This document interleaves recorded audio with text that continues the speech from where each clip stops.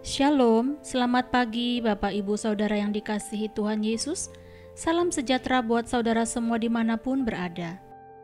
Saya kembali mengajak Bapak Ibu Saudara untuk bersaat teduh dan berdoa dalam renungan penuntun kehidupan setiap hari.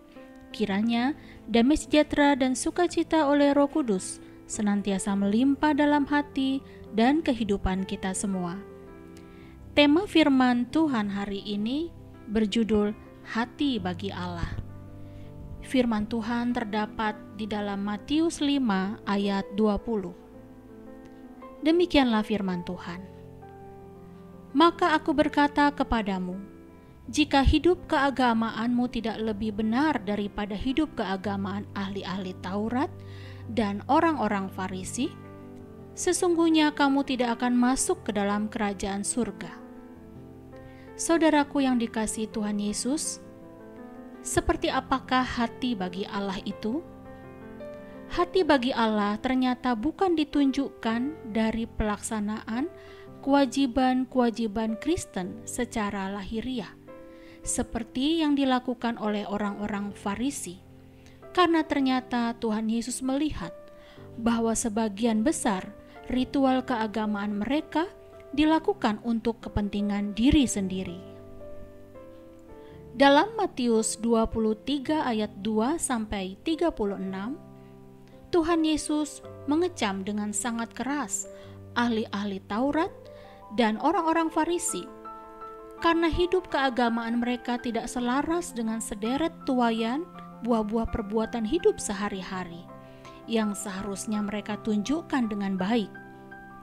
Digambarkan oleh Tuhan Yesus, ahli-ahli Taurat dan orang-orang Farisi sama seperti kuburan yang dilabur putih, yang sebelah luar tampak bersih di depan mata, tetapi di sebelah dalam mereka penuh dengan tulang belulang dan pelbagai jenis kotoran.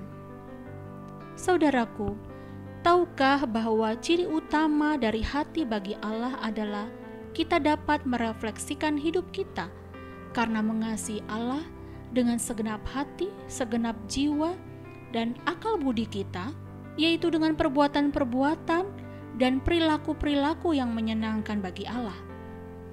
Ketika kita memiliki persekutuan yang sungguh-sungguh dengan Tuhan, sikap hidup kita tentu adalah sikap hidup yang mengasihi dan memberkati.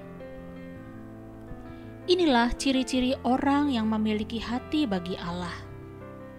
Pertama, selalu ada kerinduan untuk berdoa dan mempelajari firman Tuhan. Karena ketika kita ada hati seperti ini, berarti doa dan mempelajari firman Tuhan membuat kita merasa tertolong untuk fokus kepada hal terpenting, yaitu selalu berada ingin dekat dengan Tuhan. Kedua, selalu ada kerinduan untuk bersekutu dengan sesama tubuh Kristus. Kita akan memiliki keinginan untuk melewatkan waktu dengan orang-orang yang memiliki pemikiran yang sama dengan kita, yaitu memiliki kesamaan iman dan tujuan di dalam tubuh Kristus.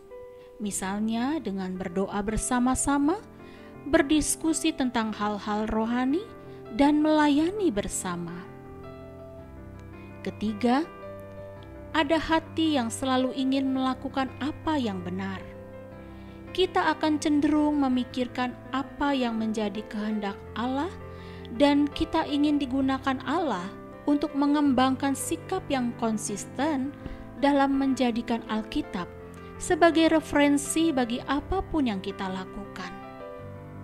Artinya, kita selalu melihat kembali kepada perkataan Kristus sebagai pegangan dalam membuat keputusan hidup yang kritis dan praktis, seperti ketika kita hendak mengambil keputusan, membuat pilihan, mempertimbangkan untuk melakukan sesuatu, dan sebagainya. Saudaraku, memiliki dan mengembangkan hati bagi Allah akan menolong kita menghasilkan buah-buah kesalehan.